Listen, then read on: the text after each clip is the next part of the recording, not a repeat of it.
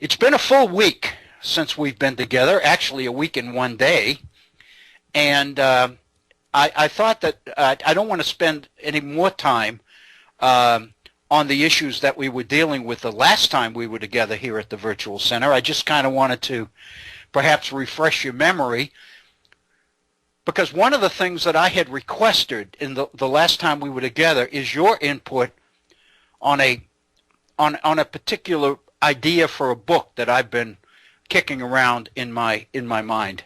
And the last hour of our program last week, we only were able to do one, focused on the idea for this book. And basically, very quickly, the idea was to focus on the issue of civic virtue. It is my belief, along with the founders, talk about being in good company, huh? But the founders really believed that the success of Republican government was directly dependent on the civic virtue of the citizenry. And so consequently, the whole idea of education as envisioned by the founders, and specifically I'm speaking of Thomas Jefferson and Benjamin Rush, both of whom we have given significant time here at the Virtual Center, looking at their ideas on education. And of course, Benjamin Rush's educational plan, so to speak, he entitled "The Mode of Education Proper in a Republic." In reality, the book that I was kicking around here at the Virtual Center last time we were together I haven't really arrived at a title, because I really am a little bit uncertain about the parameters of the narrative itself. But what I have in mind is something that could reasonably be entitled "Mode of Education Proper in a Republic Revisited." And what I mean is that just as Benjamin Rush believed that a certain element of virtue, civic virtue, was critical to the success of a republic, so also I believe that in today's republic, education, specifically civic education, warrants renewed interest and renewed emphasis. The approach to education, which I am in favor of, is quite different than that proposed by Benjamin Rush and Thomas Jefferson as well. Because what they were talking about was a system based on rote, on memorization, as being the key to education for the masses. The idea being that citizens needed to be educated into the rights and responsibilities associated with living in a republic. Citizens needed to be indoctrinated, if you will, into the ingredients and the priorities of Republican government. And as such, they had to be induced into fulfilling the obligations and the responsibilities of citizenship within that republic. I think for those of you who are regular participants here at the Virtual Center, you probably are quite aware that I'm not much in favor of education by rote. I am quite strongly in favor of education, however. What I'm envisioning is an approach to education which would orient people into a real, meaningful understanding of the nature of the republic and the important role that citizenship plays in that republic. It is my belief that the same kinds of appreciation for the needs of the republic can be enjoyed by the masses as well as by the few. Consequently, I do not see the need for two systems of education based on a society that is divided between the few and the many, which gets into the Hamilton quote. I'd like to share that quote with you again today because I really believe it's so significant, because it speaks not only for Hamilton, but it speaks for the vast majority of the founders, especially those advocating and supporting the ratification of the Constitution of the United States. But the idea that I have for a book is first of all to go into the nature of the republic as the founders intended. I think we've been over much of the content, much of the subject matter that would basically comprise the substance of such a study of the republic. But it seems to me the role of citizens within that republic as the driver of record, if you will, is one that would require that we take on the issue of education directly. And to be very honest with you, after last week's program, in fact, while I was driving last Tuesday, I was thinking about the program we had done the day before, and one of the things that occurred to me is that one of the reasons that I am in favor of the Common Core standards is because I see within the Common Core standards the basis of an approach to education which would amount to or would be conducive to the definition of citizenship that I believe is so fundamental in our republic today. It seems to me that the education that we are currently practicing, irrespective of the various and sundry approaches to reform that have been tried and for the most part unsuccessfully over the years, the one issue that we haven't really tried is substantive education. In other words, is the effort, the realization that all people can learn and all people can understand. And so consequently, we would suspend the distinction between education for the few and education for the many, at least on the, at the basic levels. And what we would do would be to introduce students to the ingredients of the republic within which they live, and orient them toward an appreciation of the importance of citizenship in that. And it seems to me that the kind of education that we would be promoting would be the kind of education implied in the Common Core standards.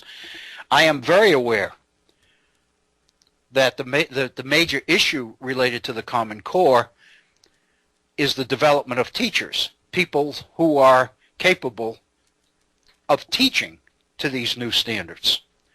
But it seems to me that more than anything else is getting the bulk of the attention as the Common Core standards are in the process of being implemented, to some degree at least, in many states, in many communities. So that's really the issue that I'm talking about, and I would love to hear from you. I would love to hear your ideas. If you are uncomfortable going on the air and sharing your ideas with the world, so to speak, then by all means feel free to sit down and maybe email me at waobrien906@gmail.com. I would love to hear your ideas. I would love to take seriously and build upon your ideas and your suggestions and your comments as I kind of work toward the creation of this. The more I thought about it over the holidays, over the last week, the more I became really excited with the idea of trying to get some of this information down. It seems to me we've got almost 2 years of programming here at the Virtual Center on various aspects associated with the founding. We've been into the primary source materials I think, in ways that very few people have endeavored to do heretofore, and we will be into such a primary source today, which is Federalist number 78, excuse me. So, again, I think we have the substance. We can probably do a really good job in laying out the ingredients of the Republic as envisioned by the founders and as anticipated by the founders. So, anyway, I would love to hear from you on that. I mentioned the very famous quote from Hamilton about all communities dividing themselves into the few and the many. And I don't want to spend the bulk of our program today on that, because I would like to get into Federalist number 78. But the one thing I would share with you is that particular speech, that particular issue, the communities dividing themselves into the few and the many, the rich are the rich, the former are the rich and well-born, the many are the masses of the people, etc. If you read Madison's notes of the Constitutional Convention, you will find significant attention to Hamilton's 6-hour speech on the 18th of June, 1787. But you will not find that particular quote. That particular quote comes from Robert Yates and his notes on Hamilton's speech of June 18th. And I think it is important to recognize the fact that Yates was also, like Hamilton, a delegate representing the state of New York. He and Hamilton were totally opposed. Yates was one of the most outspoken advocates of anti-federalism, one of the most outspoken opponents to the Constitution of the United States. So as an opponent of Hamilton, a couple of things become clear. One is that his positions on issues obviously will differ from Hamilton's. A second thing to consider, it seems to me, is that it makes perfect sense that in drafting the Federalist Papers, Hamilton, occasionally at least, would use the criticisms of Yates as the basis for his defense of the Constitution in a particular Federalist paper on a particular issue. We're going to see that in number 78. There's absolutely no question that Federalist number 78, as written by Alexander Hamilton, is aimed directly at criticisms of the Constitution, specifically the judicial branch, Article 3, as articulated by Yates. So in reality, Federalist number 78 is almost a criticism or a response to Yates's criticism of the Constitution, especially the judicial provisions of the Constitution. The other thing that I think we can pretty well conclude about Yates is that his notes on the Federal Convention, while they are not nearly as complete or as helpful, as informative as Madison's, because Madison was there every single day, and so Madison's notes are complete. Yates missed a lot of sessions. So his notes are valuable for the time that he was there, but of course on the days that he wasn't there, there are no notes. But he was there on the 18th when Hamilton delivered his lengthy speech. And because he was such an opponent of Hamilton, it stands to reason that he would tend to emphasize more the negatives that he saw in Hamilton's speech than Madison would. So consequently, the more controversial aspects of Hamilton's speech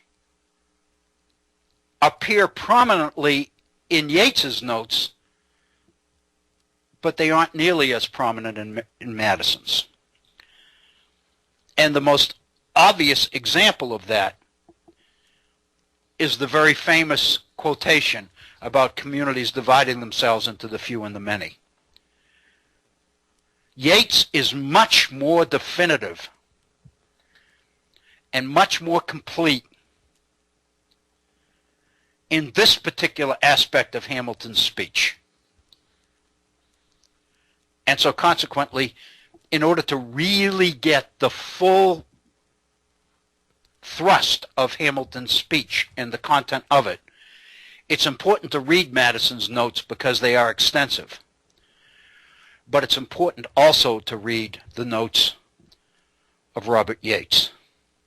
Let me share with you, we've done this before, so this is kind of a repeat, but since we've been talking about this, and since we've been talking about the extent to which Federalist number 78, which will be the bulk of our program today, is in effect a response to Yates, it seems to me quite appropriate that we address this particular aspect of Yates's notes on the June 18th speech. And of course, it's written as if Hamilton, in other words, it's a quote. It's written as if Hamilton was speaking. And Yates, this is the paragraph in question. According to Yates, Hamilton said the following: "Yet I confess, I see great difficulty of drawing forth a good representation. What, for example, will be the inducements for gentlemen of fortune and abilities to leave their houses and business to attend annually and long?" And of course, what Hamilton is addressing here is the difficulty it's going to be in the national legislature, the Congress, to get the best people to serve. Because for most of them who don't live right in the area where Congress is meeting, it's going to mean a long travel. It's going to mean residence, taking up residence in the national capital, wherever that might be. And Hamilton's concern is that the best people just aren't going to do it. And that's what Hamilton is addressing. And he says, I see great difficulty of drawing forth a good representation. What, for example, will be the inducements for gentlemen of fortune and abilities to leave their houses and business to attend annually and long? It cannot be wages, he says, for these, I presume, must be small. Will not the power, therefore, be thrown into the hands of the demagogue or middling politician who, for the sake of a small stipend and the hopes of advancement, will offer himself as a candidate, and the real men of weight and influence, by remaining at home, add strength to the state governments? Hamilton is identifying a practical problem in revising the Articles of Confederation and enacting the Constitution of the United States.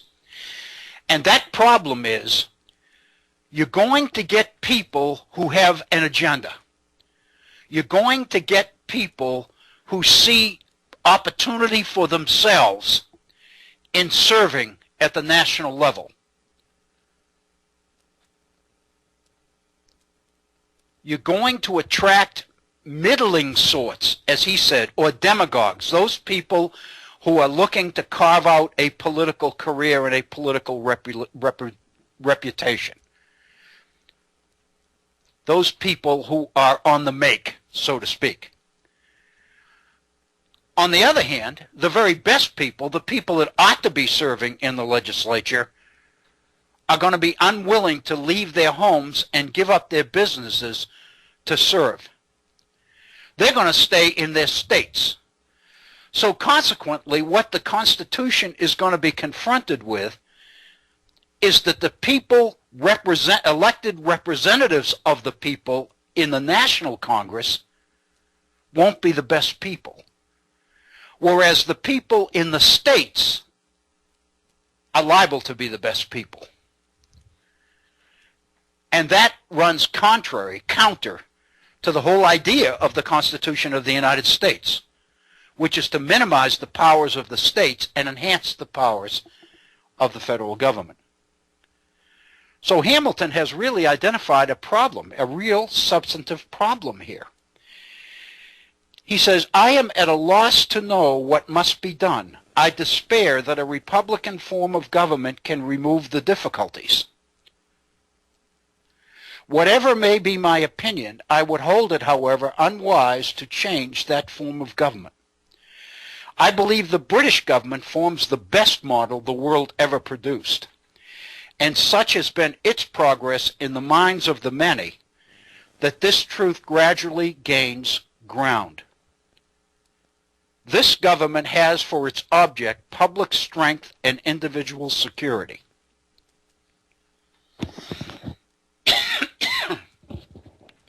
So Hamilton is a little bit lacking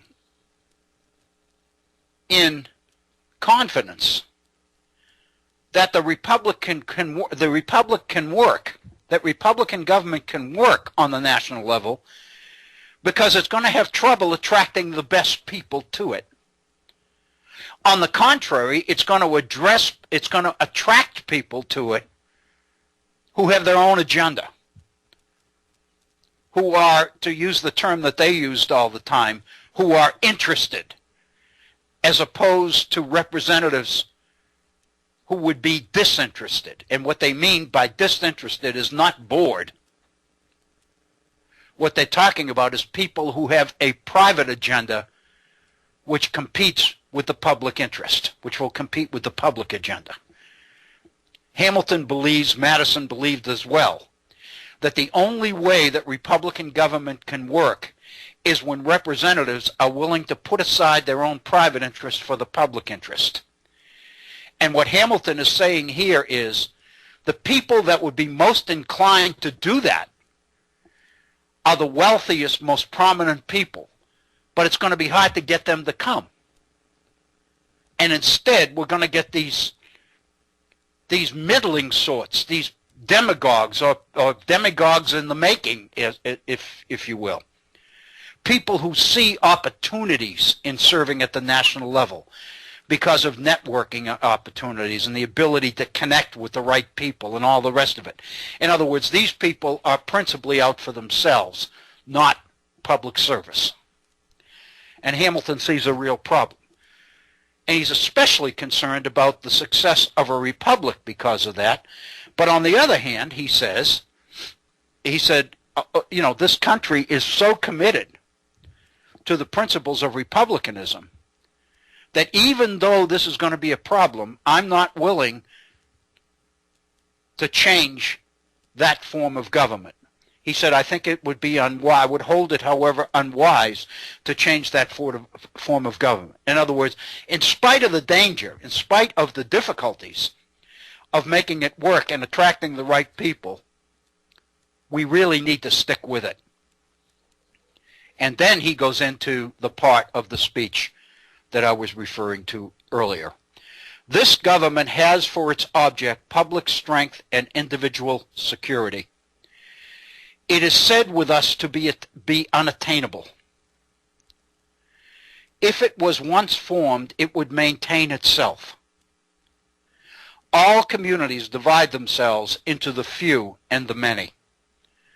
The first are the rich and well-born, the other the mass of the people.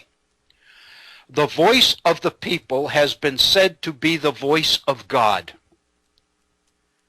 And however generally this maxim has been quoted and believed, it is not true in fact. What Hamilton is saying here is the idea that the voice of the people is in effect the voice of God, which many people believe, though so strong is the affection and the affinity for Republican government in this country, that the voice of the people has been equated to the voice of God. And Hamilton is saying, however generally this has been quoted and believed, the fact of the matter is it's not true. Hamilton said. The people are turbulent and changing. They seldom judge or determine right. Give, therefore, to the first class a distinct, permanent share in the government. They will check the unsteadiness of the second, and as they cannot receive any advantage by a change, they therefore will ever maintain good government. What Hamilton is talking about here is the extent to which the success of the republic depends on attracting the best people to it. The best people have to be willing to serve, or it can't work. And that's what he's talking about. So his solution to that is we have got to build incentives into the system to attract the best people. Because in spite of the fact that so many people believe that the voice of the people is the voice of God, the fact of the matter is, Hamilton says, the people are turbulent and change. They change all the time. They aren't stable. They aren't secure. They aren't dependable. Consequently, you can't equate what the people want to the voice of God. Rather, what we need to depend on is the voice of the few. We need to get the right people sitting in government as representatives of the people. And what Hamilton is saying is, these people will check the unsteadiness of the masses. And since they cannot gain anything, since they cannot receive any advantage by change, they've already got it made. They're already wealthy. They have nothing to gain by change and everything to gain by no change. Consequently, they will ever maintain good government, Hamilton says. Can a democratic assembly who annually revolve in the mass of the people be supposed steadily to pursue the public good? Nothing but a permanent body can check the imprudence of democracy. Their turbulent and uncontrolling disposition requires checks. In other words, we have got to build in controls in order to check the voices of the people as reflected in the legislative branch. We can't delude ourselves into believing that we are hearing in the voice of the people the voice of God. We have got to find ways to entice the wealthy, the well-positioned, what Madison called in Federalist number 10, the most considerate and virtuous citizens. We have got to find ways to lure them to public service. And the way to do it is to build in incentives for them to serve. And of course the incentive will be, if they are making the rules, then their rules are going to be anti-change. They don't have anything to gain by changing everything. They have everything to gain by preserving everything. So consequently, Hamilton says, these are the people we got to get into power. This is one of the most incredible paragraphs, it seems to me, in all of the Federalist Papers. The people's turbulent and uncontrolling disposition requires checks, Hamilton says. The Senate of New York, although chosen for 4 years, we have found to be inefficient. Will, on the Virginia plan, a continuance of 7 years do it? It is admitted that you cannot have a good executive upon a democratic plan. See the excellency of the British executive. He is placed above temptation. He can have no distinct interests from the public welfare. Nothing short of such an executive can be efficient. The executive in the British government, of course, is a king. That's what Hamilton believes you've got to have in the executive branch, is a king or something close to it. And what Hamilton is saying is, in the New York legislature, we have members of the Senate elected for 4 years. But that's not nearly stable or security enough. In Virginia, it's 7.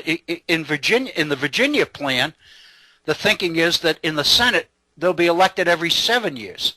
Is that going to do it? Hamilton believes what's going to do it is a monarchy, is a monarch. The weak side of a Republican government, Hamilton says, is the danger of foreign influence. This is unavoidable unless it is so constructed as to bring forward its first characters in its support. I am therefore for a general government, yet would wish to go the full length of Republican principles. So what Madison is talking about is what Hamilton is talking about is bringing forward the first characters in the support of government. The first characters are the best people. That's Hamilton's speech. And the reason that it's so specific is because that's the speech that Yates, in his notes, wants to pin on Hamilton. Because in criticizing the Constitution and arguing for defeat of the Constitution, Yates can cite Hamilton's speech as evidence to the people of New York that this guy is a monarchist. So the detail and the substance of Yates's notes on Hamilton's speech have a political intent, a political objective.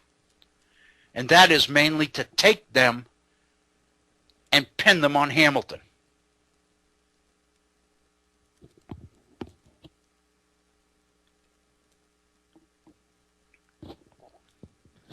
I really believe that that's significant.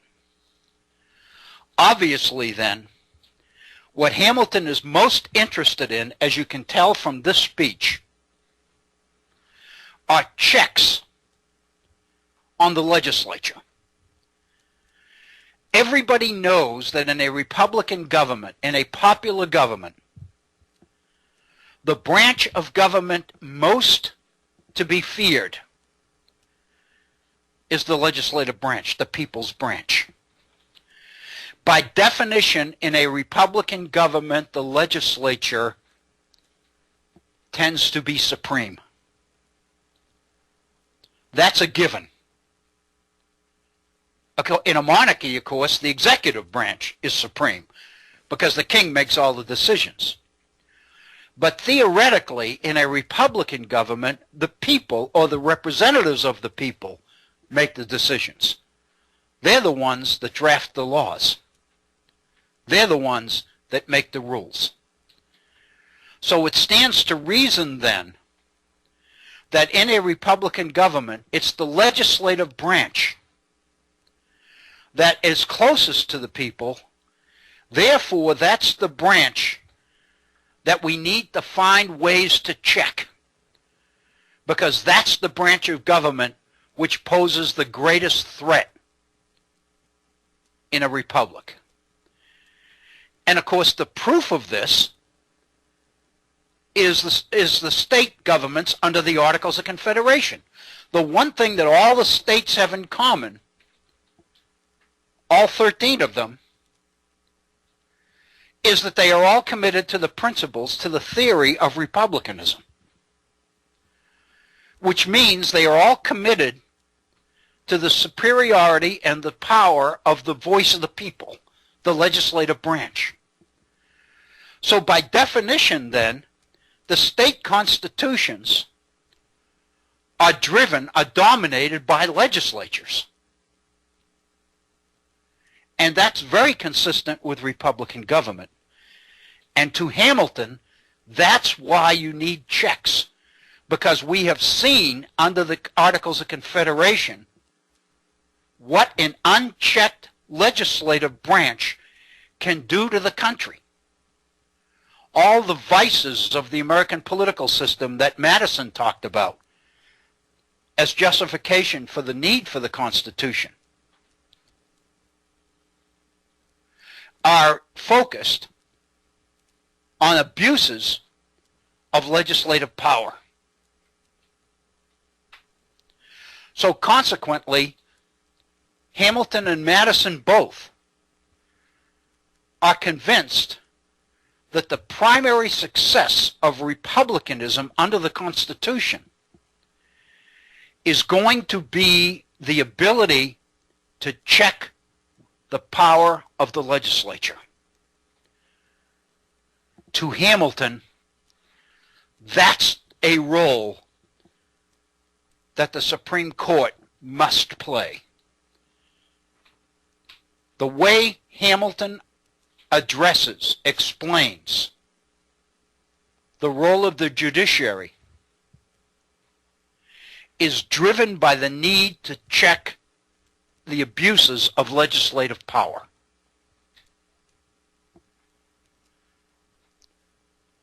Opponents of the Constitution, the Antifederalists, and I include Robert Yates as one of these, they are opposed to the Constitution and specifically to the judicial provisions of the Constitution, Article 3. They are specifically opposed to the idea of judicial review, the right of the courts to rule particular pieces of legislation unconstitutional. Because they argue that if the courts can rule on the constitutionality of laws, that makes the judicial branch superior to the legislative branch. The assumption then is that the right of judicial review constitutes judicial supremacy.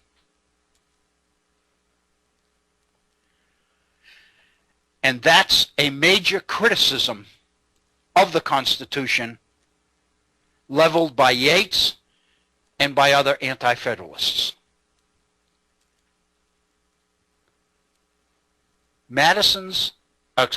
Hamilton's Federalist number 78 is his effort to take on that position. In essence, it's a response to Yates.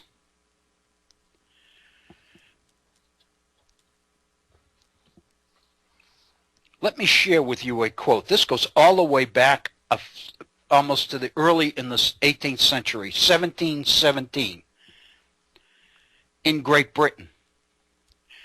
Bishop Headley, in 1787, made the statement about judicial supremacy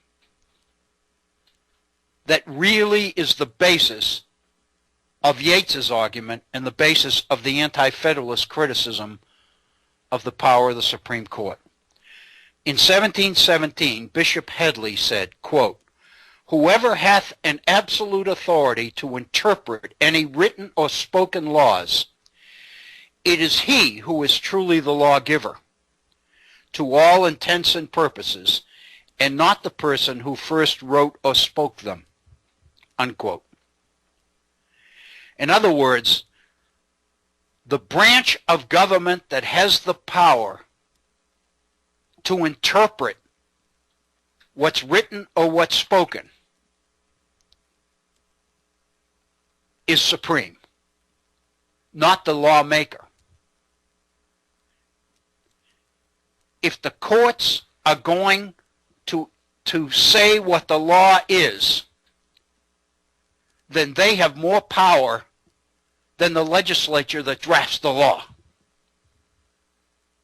because they are the ones that are going to explain what the law means to the people. And so consequently, they are assuming that the idea of judicial review constitutes judicial supremacy. Most authorities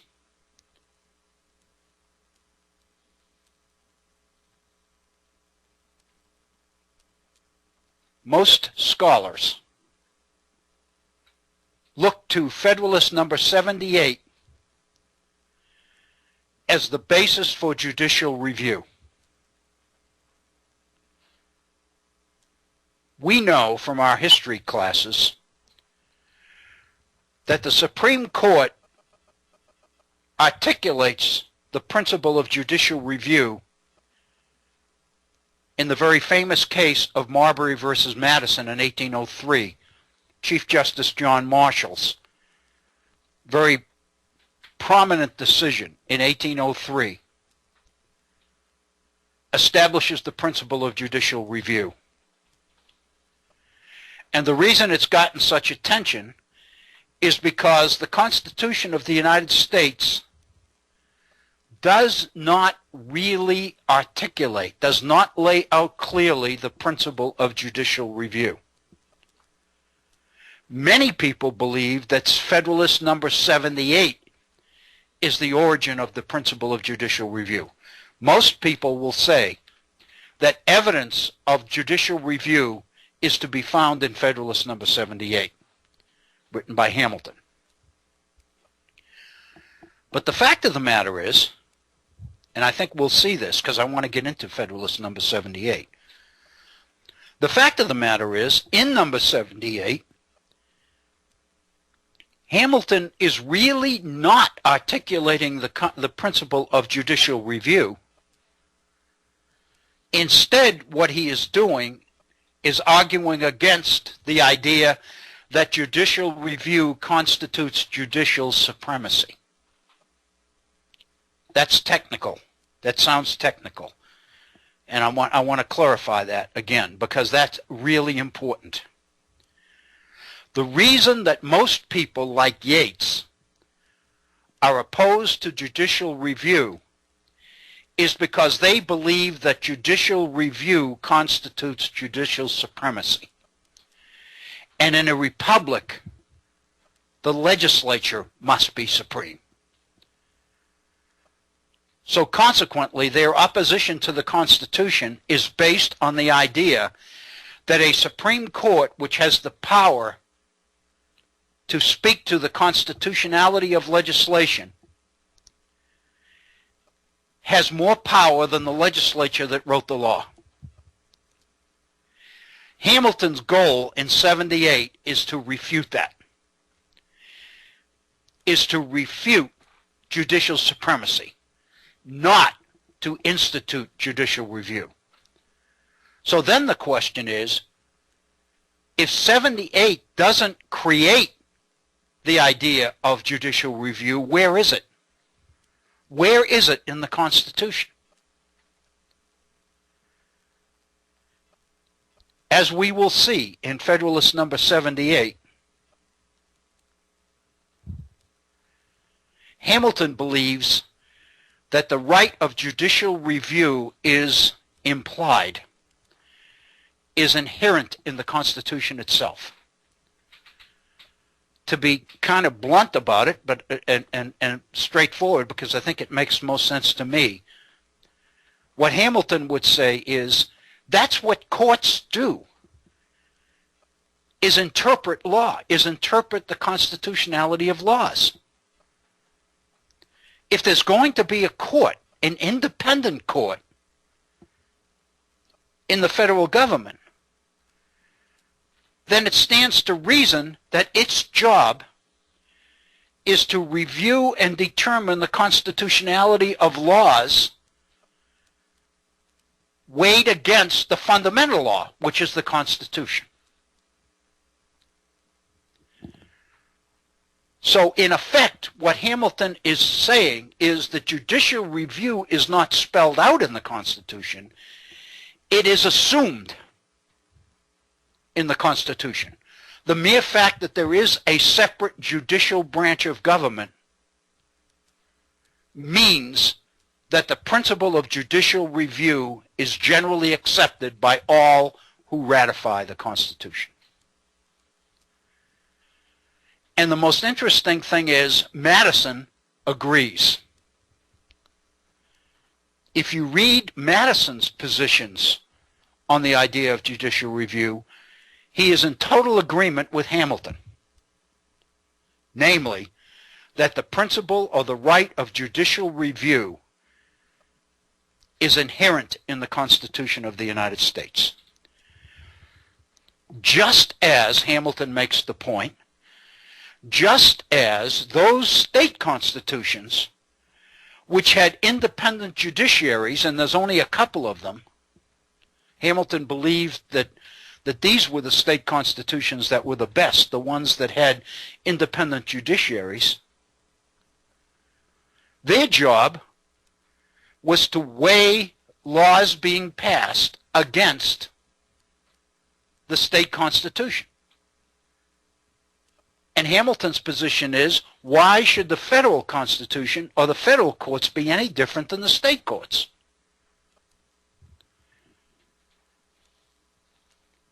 Madison believes the same things.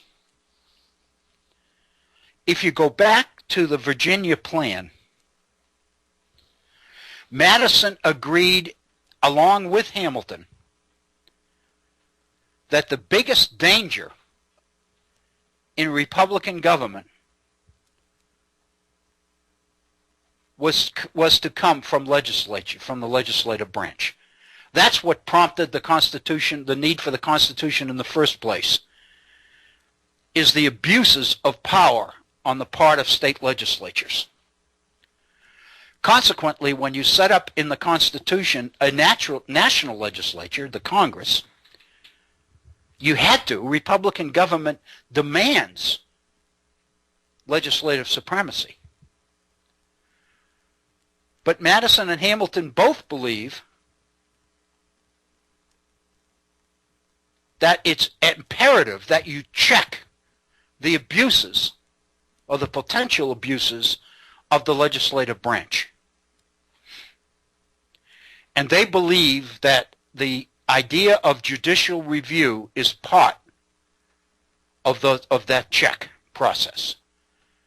The reason that they want an independent judiciary within the structure of the federal government is because the independent judiciary will serve as a check, not the only one, but a check on abuses of legislative power. If you look at the Virginia plan proposed by James Madison, he didn't believe that judicial review was enough of a check. Madison wanted what he called a council of revision. Madison wanted a council made up of members of the Senate and the court, the judges on the court, to sit in review of all state and federal laws passed. Madison wanted the Council of Review to have the right to veto all laws being written, whether they be written by Congress on the national level or whether they are laws being passed within the individual states. Madison believed that the only way you can have Republican government that can work is if you find ways to check the abuses of legislative power. And Madison believed that the only way to do that is to give the national government veto power over the states. And that was why the creation of the idea of a council of revision was part of Madison's Virginia plan. The Council of Revision would be the body that would review all laws being passed in all the states and make the determination whether they should be allowed or whether they should be negated, whether they should be vetoed. The convention rejected Madison's Council of Revision. Consequently, to Madison, the only throwback then was the principle of judicial review. All that was left to check the legislatures, Madison believed, was the idea of judicial review, which was assumed or implied in creation of an independent judiciary. There's one other portion of the Constitution that Madison believed would contribute, would serve as a check as well. And that's the very famous so-called Supremacy Clause. The Constitution says that all laws made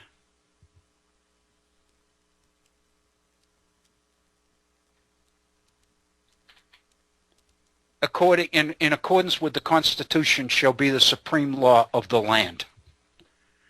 The Constitution and all laws made to implement it shall be the supreme law of the land. Madison believed that the existence of the Supremacy Clause would constitute somewhat of a check on legislative abuses, because it would be staring state legislatures in the face when they were passing laws.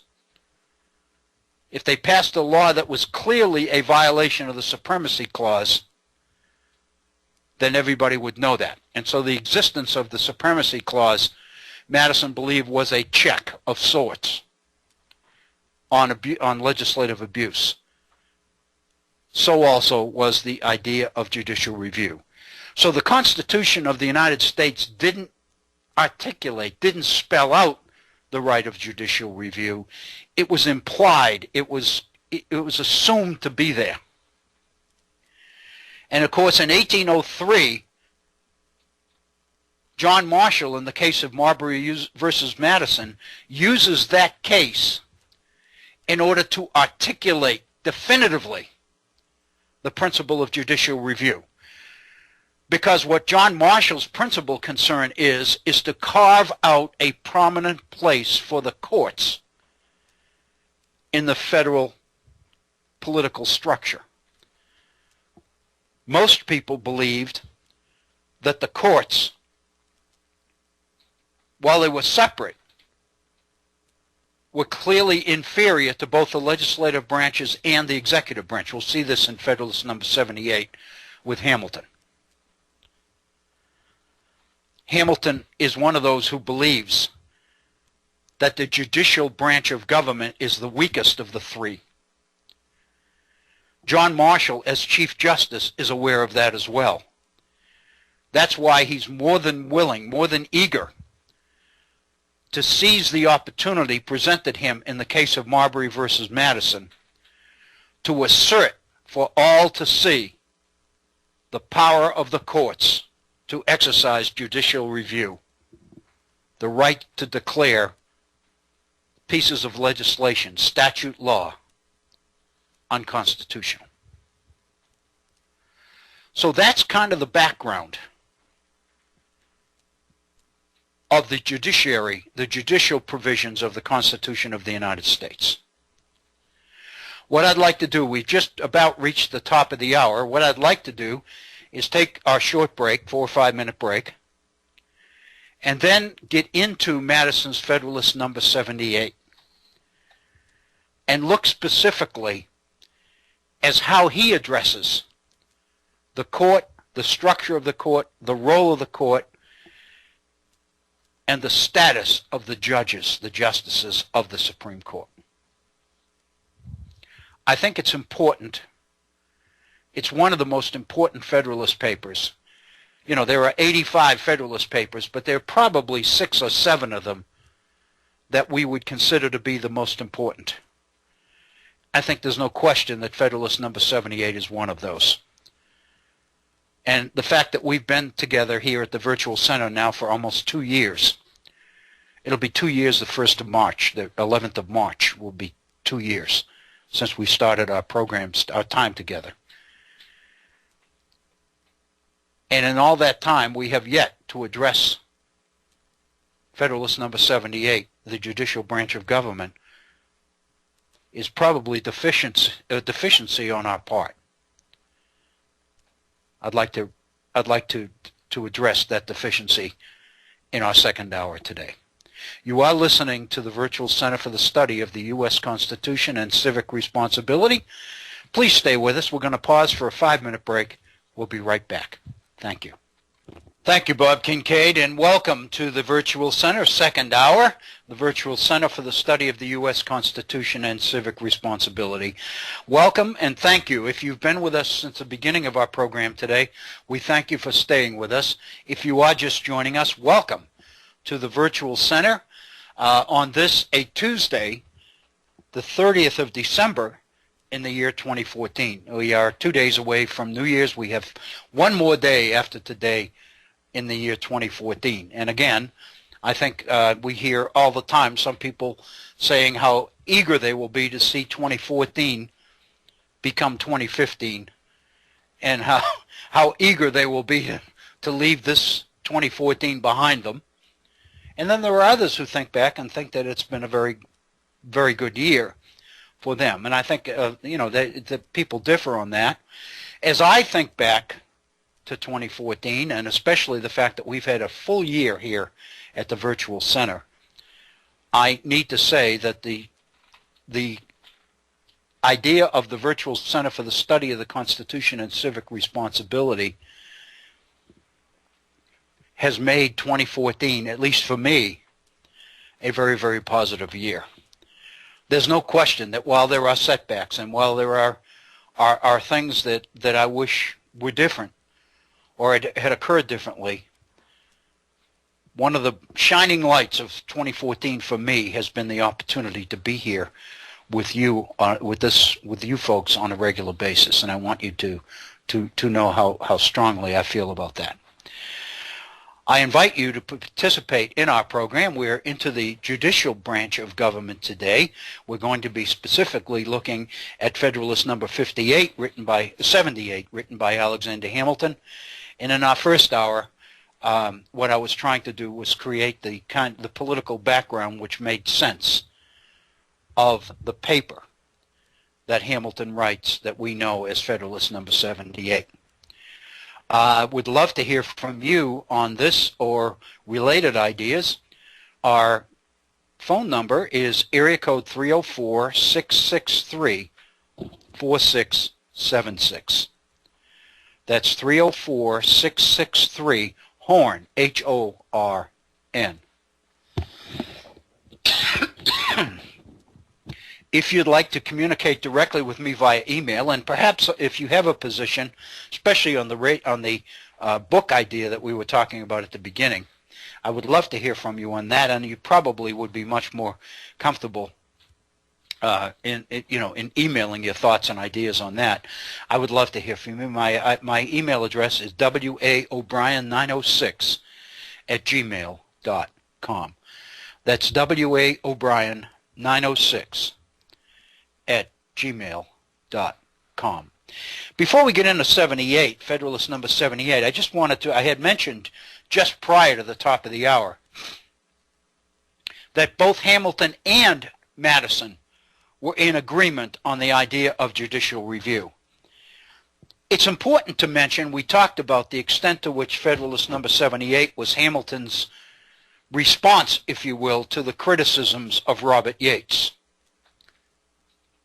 his fellow delegate to the convention from New York.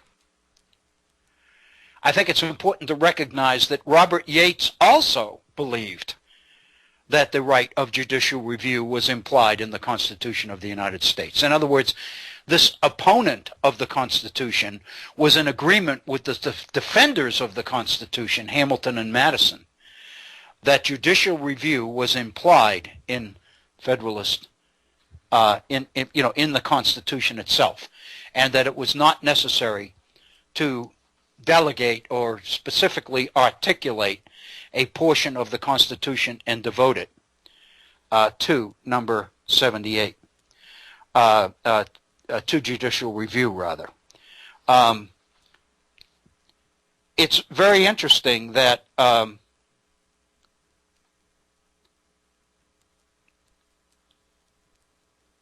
just to share the idea of judicial review, here's a statement from Madison's notes about Elbridge Gerry of Massachusetts.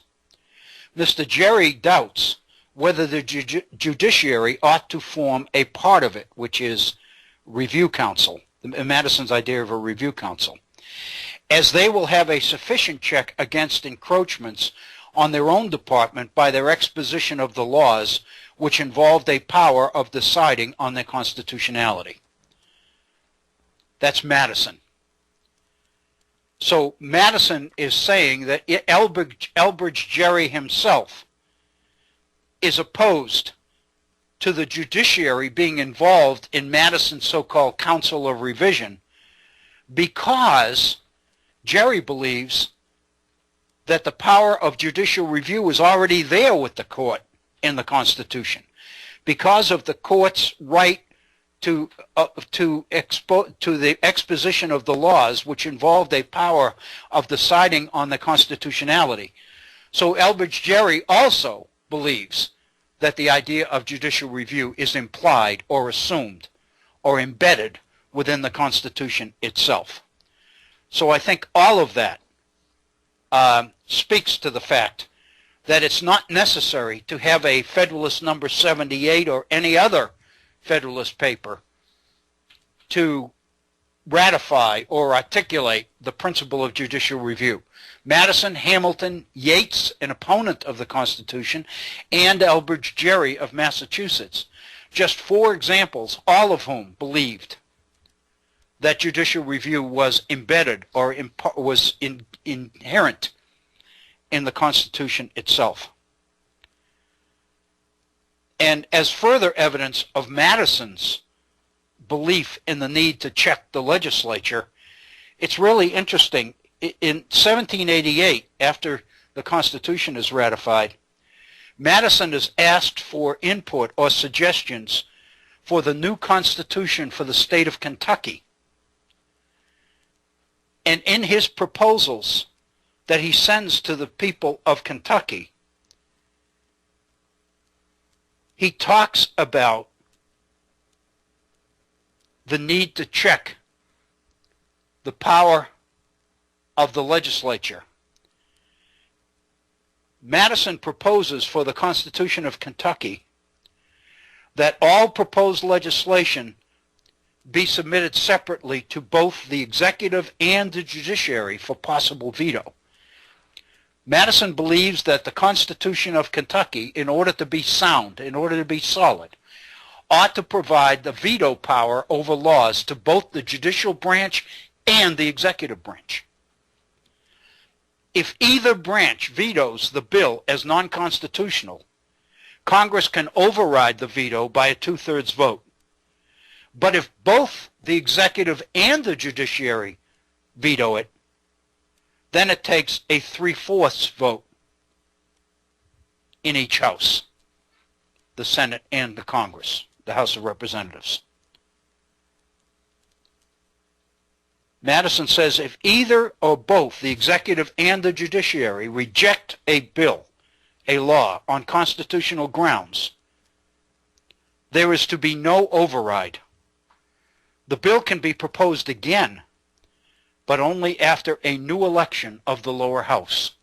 In other words, once it's decided, if both court and executive believe it's unconstitutional, then it is until a new legislature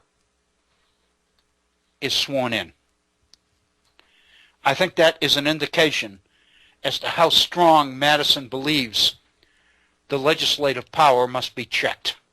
The people's branch must be checked. And again, we talked about Hamilton in the Hamilton quote in Yates's notes. Hamilton's effort to try to find ways to entice the best people to serve. Otherwise, the dangers of an abusive legislature will be much greater, especially if it's comprised principally of what he calls middling talent, made up principally of people who are on the make and have their own personal agenda, rather than people who believe that they are there to serve the interests of the people. With that, I'd like to address Alexander Hamilton's Federalist number 78, which is the first of 5 Federalist papers, consecutive Federalist papers, 78 to 82, on the judicial branch, on Article 3 of the Constitution. And Hamilton opens number 78 by says, "We proceed now to an examination of the judiciary department of the proposed government." And then he basically points to what everybody believes, everybody accepts without question. In other words, no time, we don't need to spend any time making this case because it's already made. Everybody agrees. In unfolding the defects of the existing confederation, Hamilton says, the utility and the necessity of a federal judicature have been clearly pointed out. In other words, as people are looking at the weaknesses of the Articles of Confederation, the usefulness and the necessity of an independent judiciary has been assumed, has been recognized by everybody. It is the less necessary to recapitulate the considerations there urged, as the propriety of the institution in the abstract is not disputed. In other words, there's no reason, we need not argue for it, because there's no question that we need it. The only questions, he said, which have been raised being relative to the manner of constituting the judiciary and to its extent. To these points, therefore, our observation shall be confined. In other words, we won't take any time arguing for the need for a judicial branch. Everybody accepts that. What we'll do instead is address the 2 issues associated with that. In other words, how the judicial branch is to be constructed, the manner of constituting it, and the extent of its influence or its power. And then he goes into the first one, which is the manner of constituting it, how the court will be structured. He said the manner of constituting it seems to embrace these several objects. First, the mode of appointing the judges. Second, the tenure by which they are to hold their places.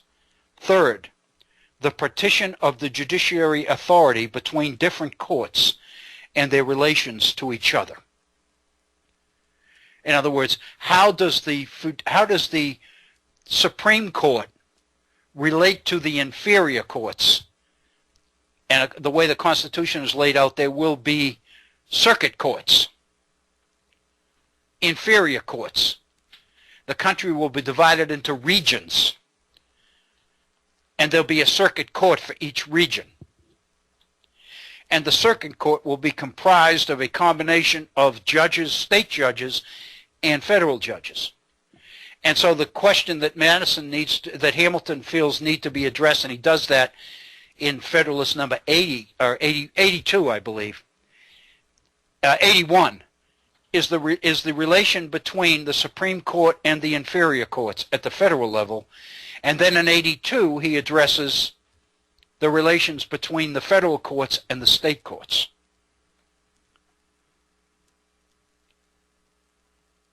So as far as manner of constituting the judicial branch, how it's set up, Hamilton says, first, as to the mode of appointing the judges.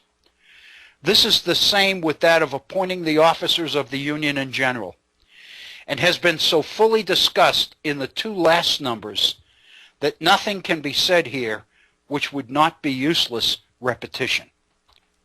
The mode of appointing the judges, how they will be appointed. They will be nominated by the executive, and they will be approved by the Senate. That's the way the Constitution lays it out. And he said this, when he said this has been fully discussed in the last two numbers, he means Federalist number 76 and 77 about federal appointments.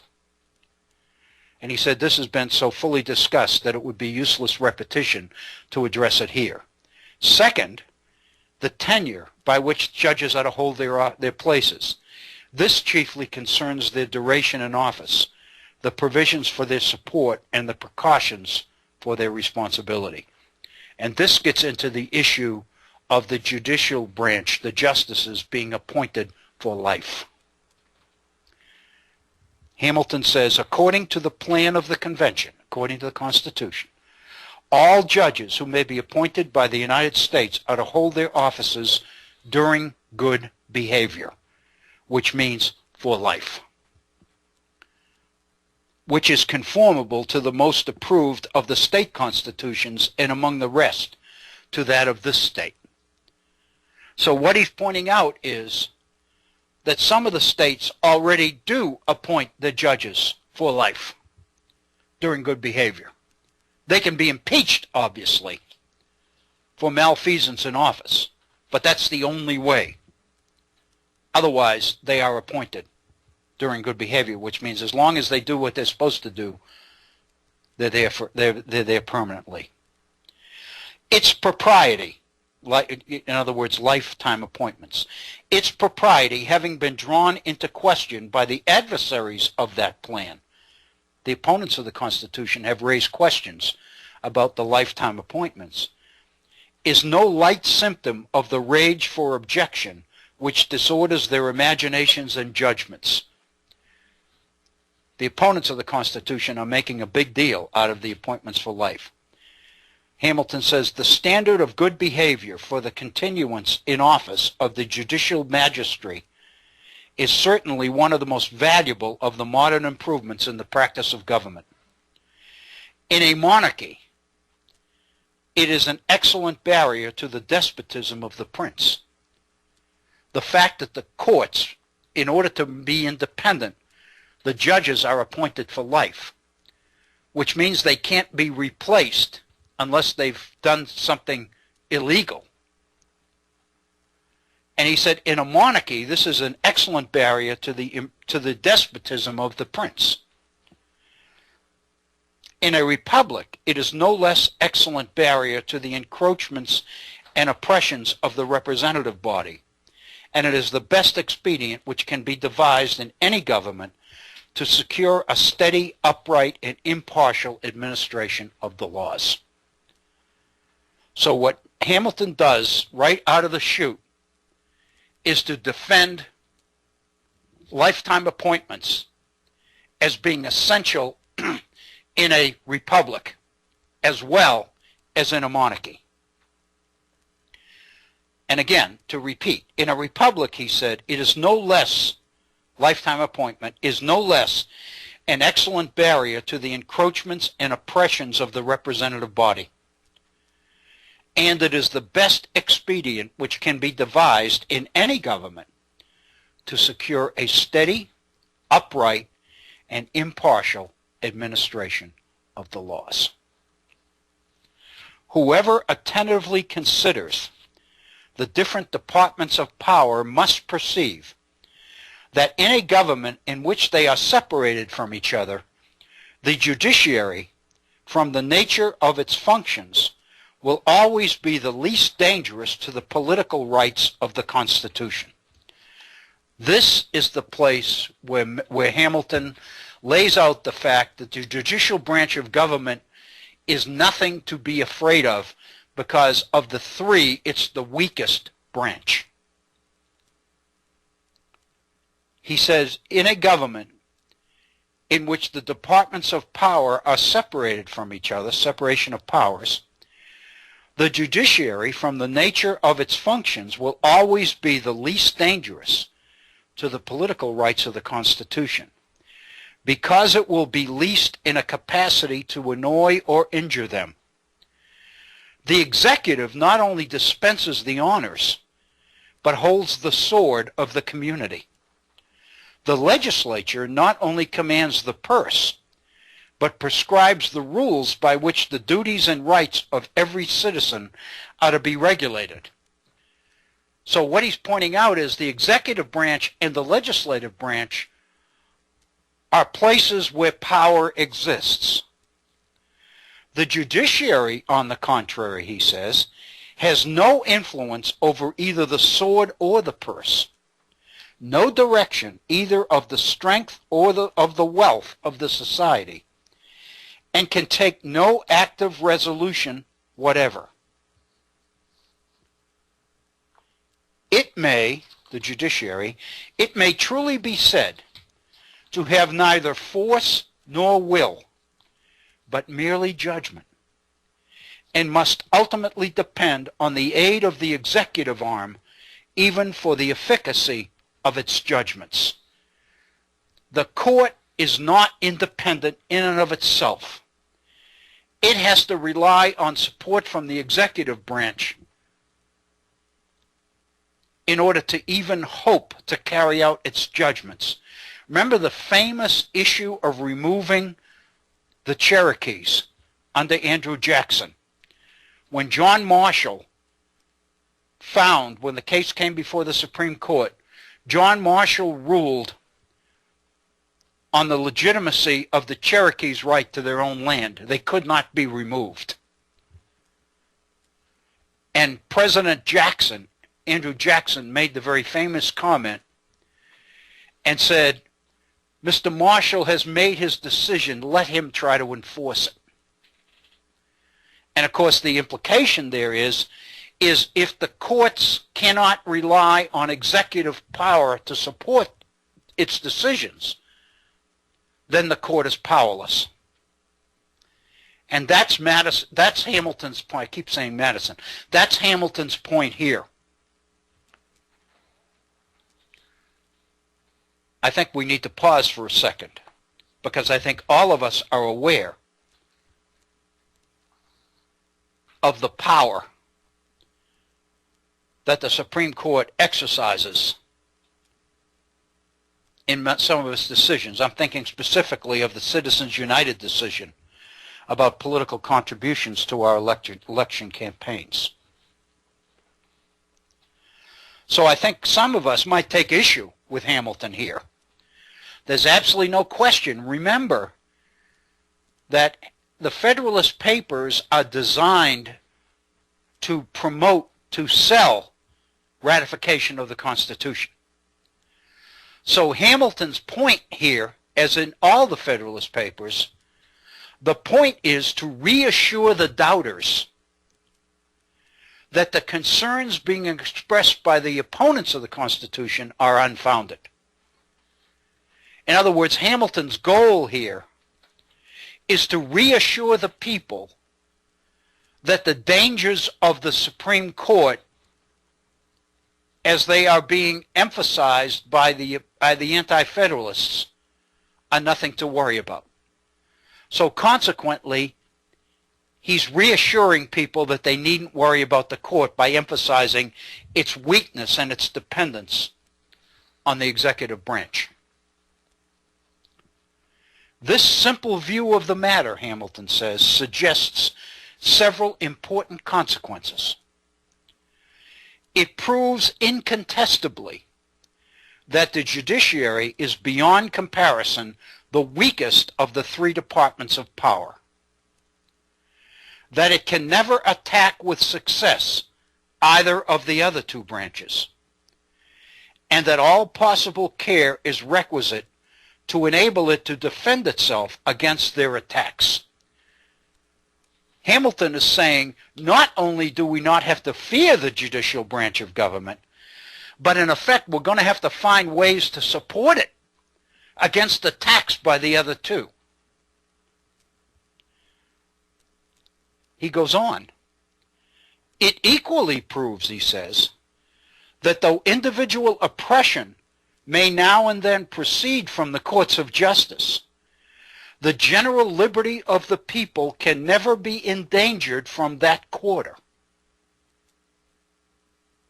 I ask you to think about that.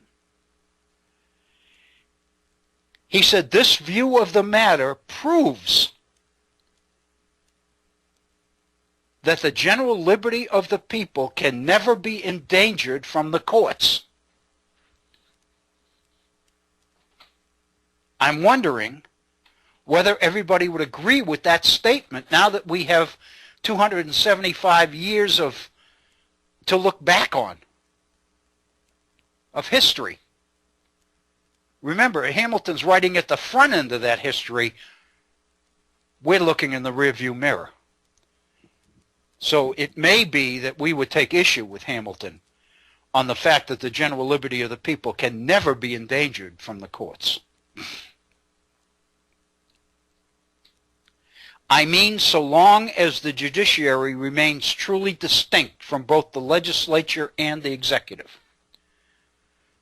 As long as the courts remain independent, the liberty of the people is safe, Hamilton is saying.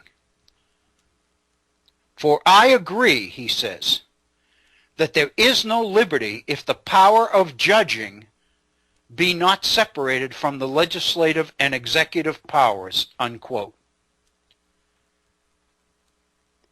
In other words, the key here is the separation of the courts, and that excuse me, and that the courts remain separate from the legislative and executive powers. I agree, he says, that there is no liberty if the power of judging is not separated from the legislative and executive powers. And it proves, Hamilton says, in the last place, that as liberty can have nothing to fear from the judiciary alone, but would have everything to fear from its union with either of the other departments. That is, all the effects of such a union must ensue from a dependence of the former on the latter, notwithstanding a nominal and apparent separation, that as from the natural feebleness of the judiciary, it is in continual jeopardy of separation. What Hamilton is saying here is, whenever the courts become linked to either the executive or the legislative, then liberty has something to fear. Because then the courts are making law, not interpreting it, or are making policy, not interpreting the constitutionality of that policy or of that law. He said that as from the natural feebleness of the judiciary, it is in continual jeopardy of being overpowered, awed, and influenced by its coordinate branches, and that as nothing can contribute so much to its firmness and independence as permanency in office. This quality may therefore be justly regarded as an indispensable ingredient in its constitution, and in a great measure as the citadel of the public justice and public security. Public justice and public security depend on the independence of the judiciary and on the lifetime appointments of the judges who sit on it.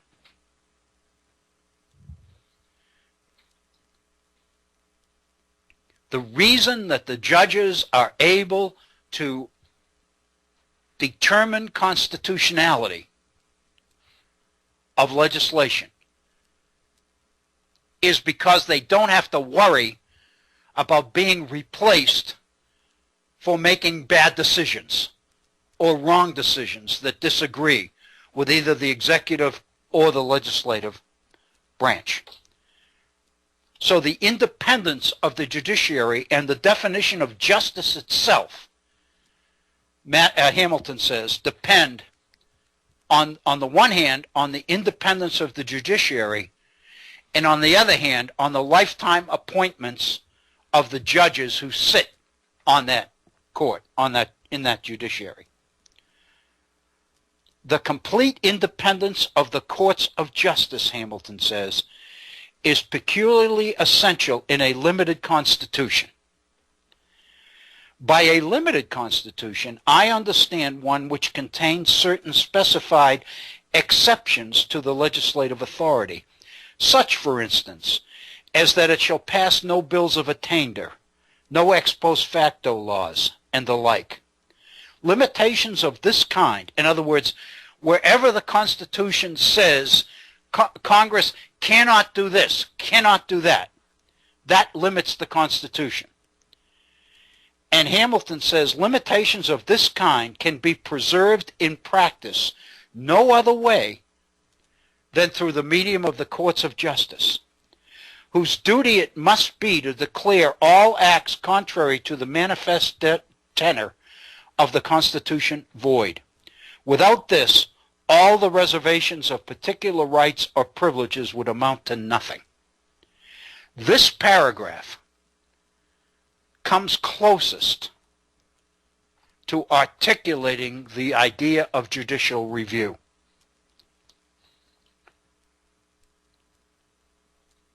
When it comes to the limits that the Constitution imposes on the legislature by saying Congress cannot pass ex post facto laws, Congress cannot do this, cannot do that, those limitations depend on the courts of justice, whose duty it must be to declare all acts contrary to the manifest tenor of the Constitution void. That is a statement of the right of the courts to declare particular pieces of legislation, particular laws, unconstitutional. That's their job. So in this particular place, Hamilton's come closest to articulating the principle of judicial review. Some perplexity, he says, respecting the rights of the courts to pronounce legislative acts void. Some perplexity respecting the rights of the courts to pronounce legislative acts void, that's judicial review, because contrary to the Constitution, has arisen from an imagination that the doctrine would imply a superiority of the judiciary to the legislative power. This is the key to Federalist number 78. Many people believe, Hamilton is saying, is because of the right of the courts to pronounce legislative acts void.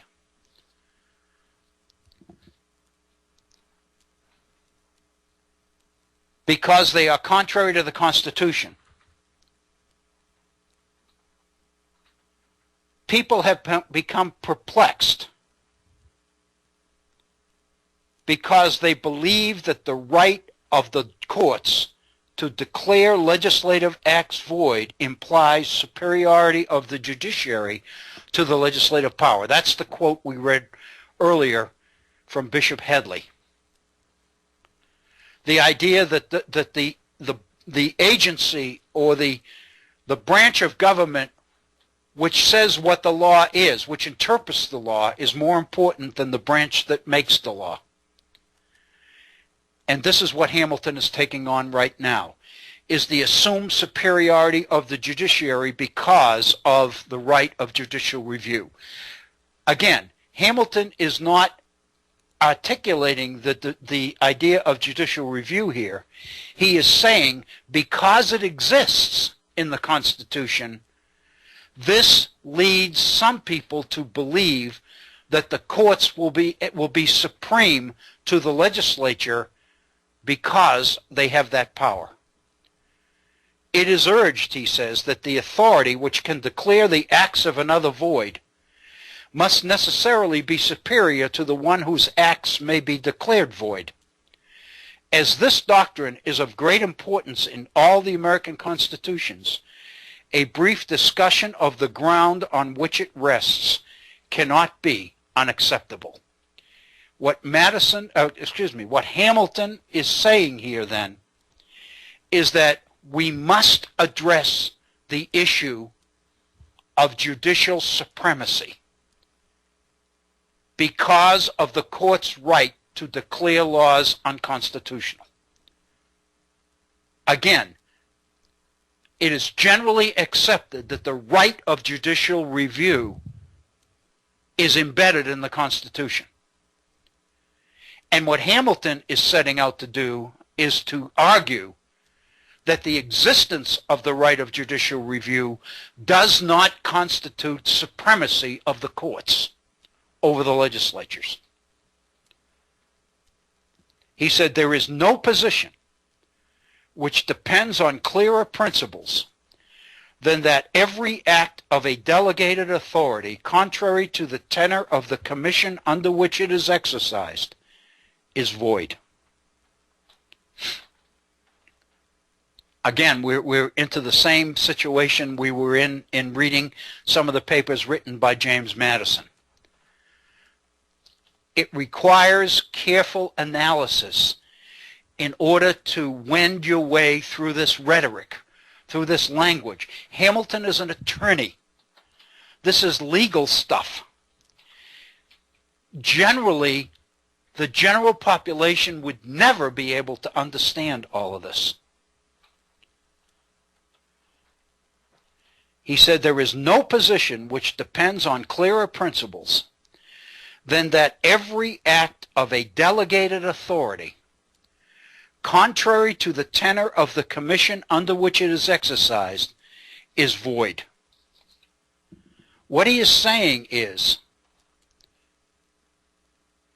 that the commission which creates the body which passes the law cannot pass a law which is counter to the commission which created it. He's more specific than that. No legislative act, therefore, he says, contrary to the Constitution, can be valid. What he is saying is no law passed anywhere by any legislature can be valid if it violates the Constitution, because the Constitution created the legislature which passed that law. To deny this, Hamilton says, would be to affirm that the deputy is greater than its principal, that the servant is above his master, that the representatives of the people are superior to the people themselves, that men acting by virtue of powers may do not only what their powers do not authorize, but what they forbid. This is critical to this document. What Hamilton is basically asserting here is that whenever there is a question of constitutionality between the Constitution and laws passed under it, it's the laws passed under it that must always be voided.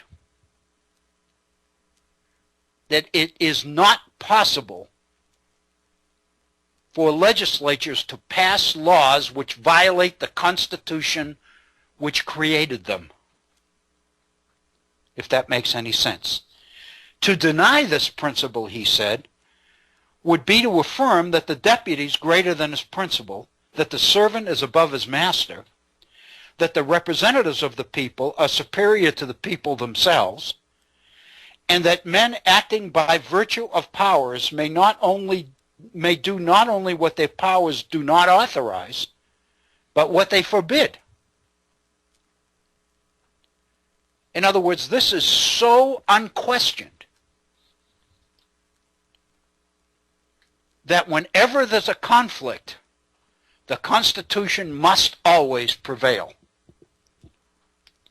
If it be said, Hamilton says, if it be said that the legislative body are themselves the constitutional judges of their own powers, and that the construction they put upon them is conclusive upon other departments, it may be answered that this cannot be the natural presumption, where it is not to be collected from any particular provisions of the Constitution. In other words, this is ridiculous. He says, in one of the other papers, he uses the word absurd. twice. To think that a legislature which is given the powers to pass laws can be the same body that determines whether these laws are constitutional or not is absurd. That's being judge and jury at the same time. He says, it is not otherwise to be supposed that the Constitution could intend to enable the representatives of the people to substitute their will to that of their constituents. If you believe this, Hamilton is saying, if you believe that the legislature has the right to judge on the constitutionality of what it does, then what you would be in effect doing is enabling the representatives of the people to substitute their will for that of the people themselves. He says it is far more rational to suppose that the courts were designed to be an intermediate body between the people and the legislature. This is the key to this document. It is far more rational to suppose that the courts were designed to be an intermediate body between the people and the legislature, in order, among other things, to keep the latter, the legislature, within the limits assigned to their authority. The interpretation of the laws is the proper and peculiar province of the courts. A constitution is, in fact, and must be regarded by the judges as fundamental law. It therefore belongs to them to ascertain its meaning, as well as the meaning of any particular act proceeding from the legislative body. If there should happen to be an irreconcilable variance between the two, that which has the superior obligation and validity ought, of course, to be preferred. In other words, the Constitution ought to be preferred to the statute, the intention of the people to the intention of their agents. This paragraph is the key paragraph in the whole document. What Hamilton is doing here is defining the role of the Supreme Court, of the courts. He has denied, he has argued against and challenged the idea that the right to rule on the constitutionality of legislation means that the courts will be superior. He's challenged that. And now what he's saying is, if the courts are not going to be superior, even though they have the power of judicial review, what is the proper role of the courts? And he's now answering that question. He's saying it's far more rational to suppose that the courts were designed to be an intermediate body between the people and the legislature, in order, among other things, to keep the legislature, keep the latter, within the limits assigned to their authority. The purpose of the courts is to check the representatives of the people in the name of the people. In other words, the proper role for the courts is to represent the people against abuses of representatives that the people elect to represent them. It does not constitute the superiority of the courts over the legislature. Hamilton says it rather creates or defines them as an intermediate body between the people and the legislature in order to check the legislature as a way of protecting the interests of the people. The Constitution, he says, must be regarded by the courts as fundamental law. That means that whenever there's a question between statute law, laws that legislatures pass, and the fundamental law, the courts must always come down on the side of fundamental law. That's why Hamilton says you can't allow legislatures to determine the constitutionality of what they do. They would be ruling on their own creations, the laws they pass. And that, to Hamilton, is ridiculous. You got to have an independent judiciary, and the only way to keep it independent is to make sure that the judges serve for life. They can't be replaced because members of the legislature or the executive don't like particular decisions they make. They got to be independent. And the Constitution must always be viewed as fundamental. It must always be given priority.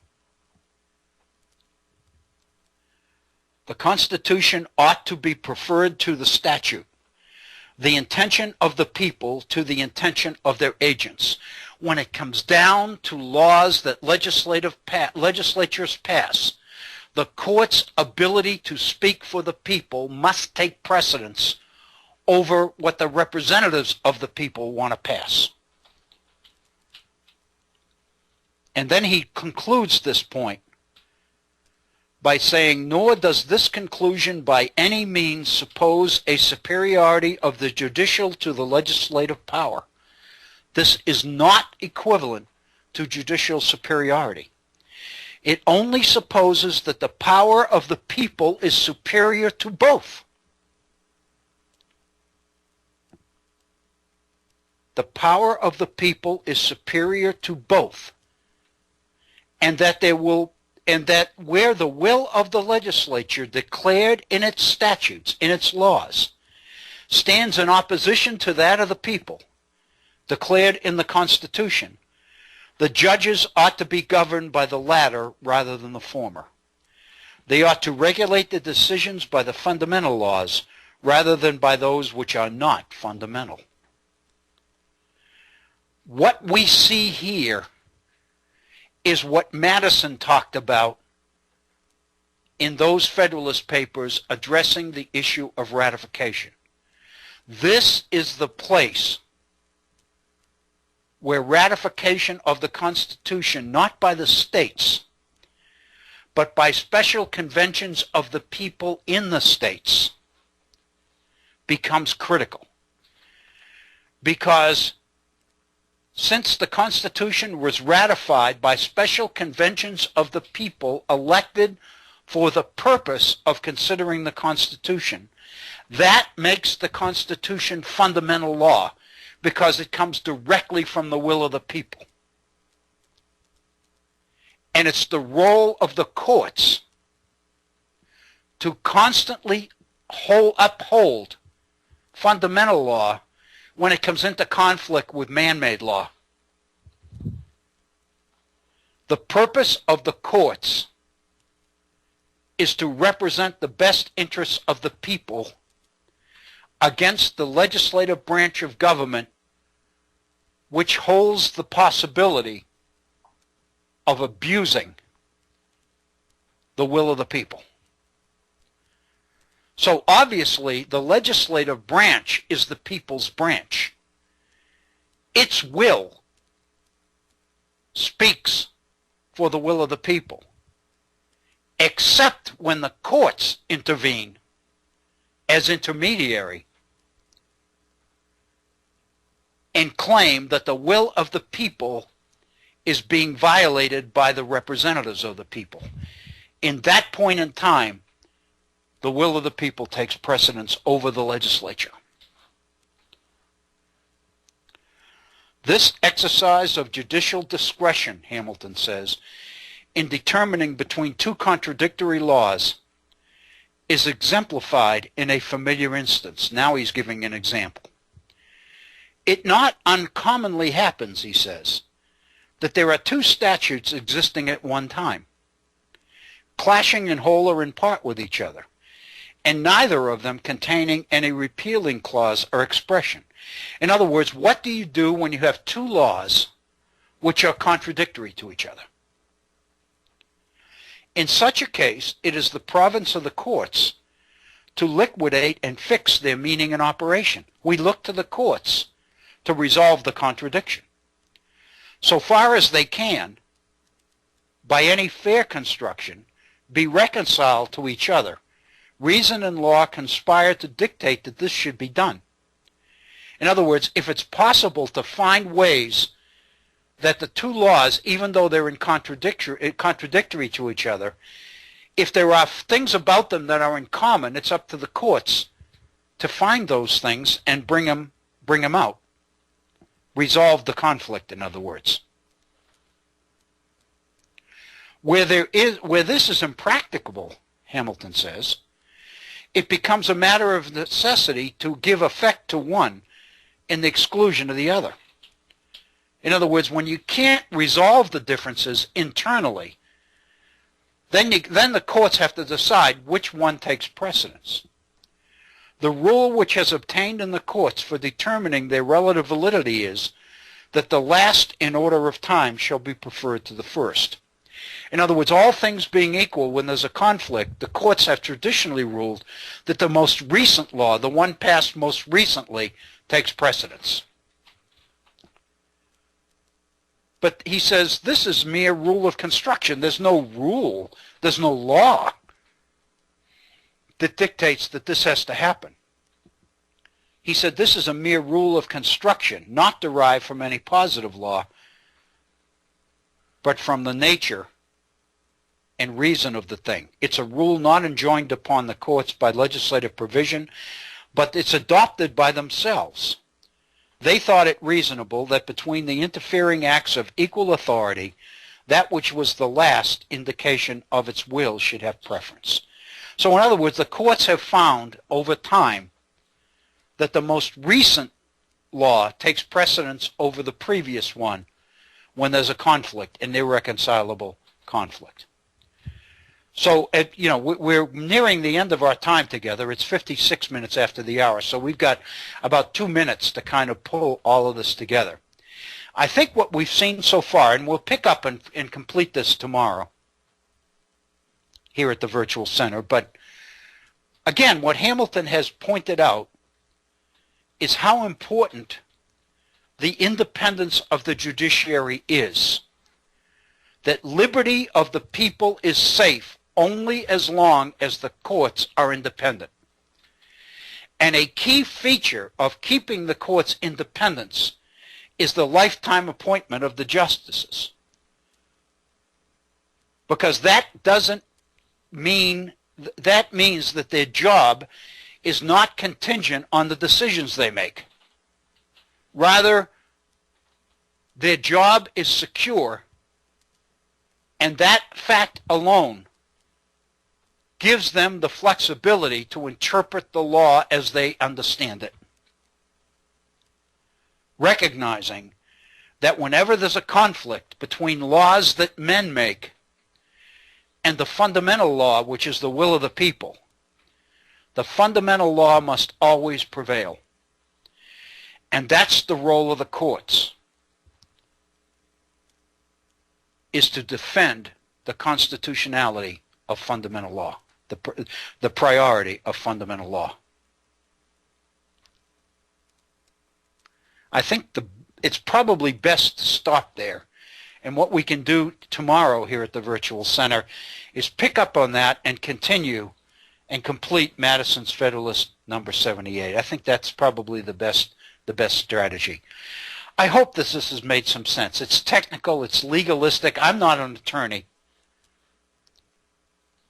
But I think there's no way, I don't care how many books you read. I've read Leonard Levy's stuff and all of this stuff about the Constitution and constitutional history books. But the fact of the matter is, to read the primary document gets you to the soul, the heart and soul of what the thing's about.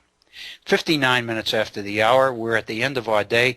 You've been listening to the Virtual Center for the Study of the U.S. Constitution and Civic Responsibility. I hope that you'll be back with us again tomorrow for our full 2-hour program. This is Bill O'Brien. Thank you so very, very much. Enjoy your evening, and by all means, be safe. Thank you.